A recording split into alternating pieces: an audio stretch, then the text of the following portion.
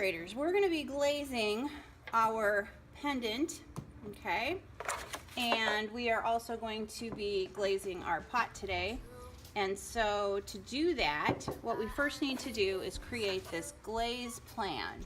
So I've colored my pot in my page in my packet, and I've colored my pendant. And then what you're going to do after you do that is you're going to consult a glaze chart. So for your pendant, we are using white earthenware clay. And so my pendant on my plan was black.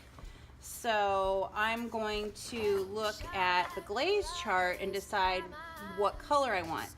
So I've got a couple blacks down here, so I'm going to use jet black. So find the jar that says the glaze name on it. Okay, so this one, we'll pretend that I wanted to do it at royal blue. Okay, so this is royal blue. This is what it looks like right here. That's not what the glaze chart looks like. So royal blue is right here, and you can see it's different.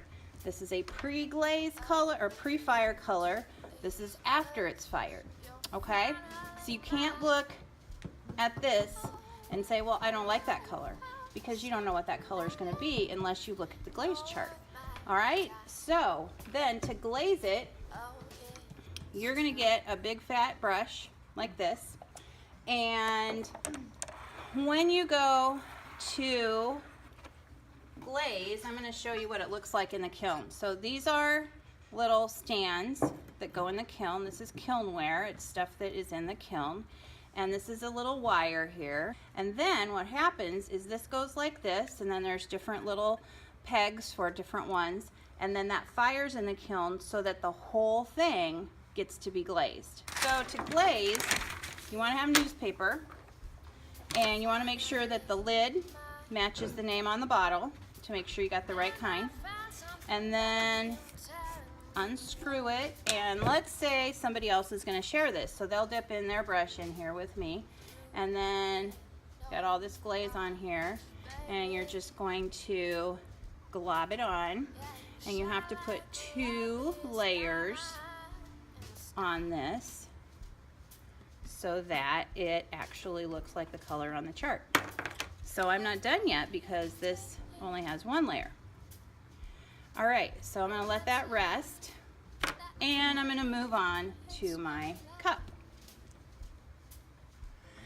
So for your cup, you're going to have a glaze plan again, and you want to have colors that are for the inside of your glaze plan, colors that are for the outside of your glaze plan, and you have to have 2 layers. The layers can be the same or they can be different.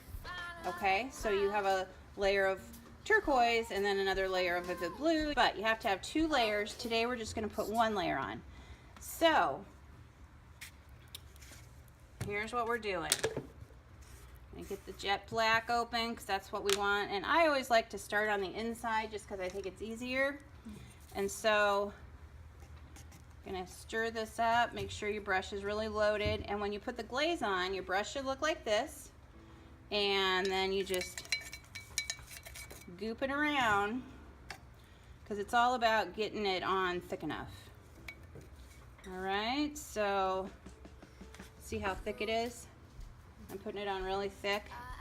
Okay, so then once I get 1 layer in there done, I'm going to wash my brush, and I'm going to do the outside. So we'll pretend the inside's done. So then for the outside, my plan called for, where'd the turquoise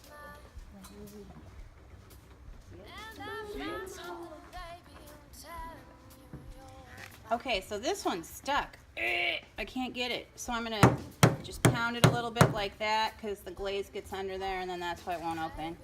And then it should open. Okay, so this brush has royal blue in it, which is fine because this is blue too, and it'll be fine. Okay, so then load my brush up just like that. This is at the top, right? Yeah.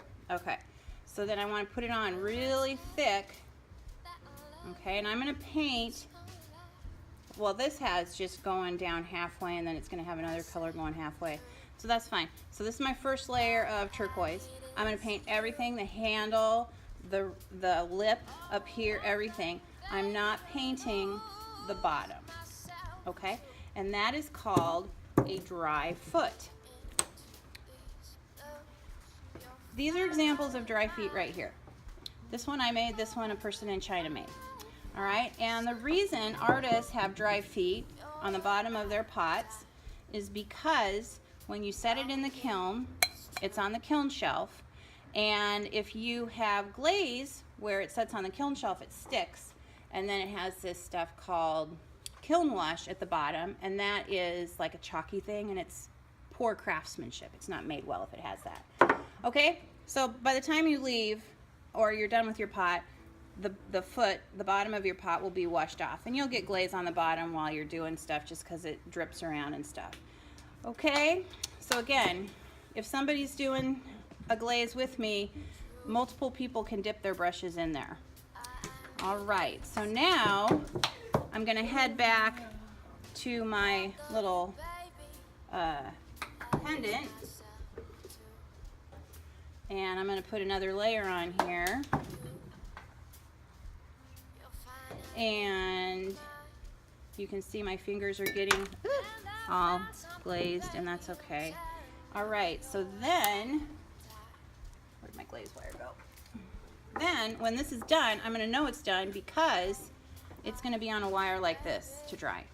All right, and you'll have these wires at your table, and you could probably fit like 6 on here easily. So each table group, I guess, will have a wire that you store that on.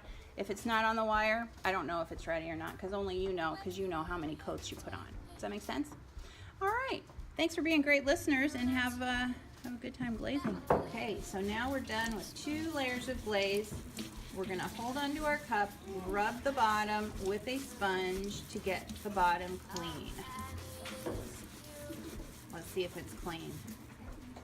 Flip it over. Oh, that is a clean foot right there. Good job. Now it's ready to be fired.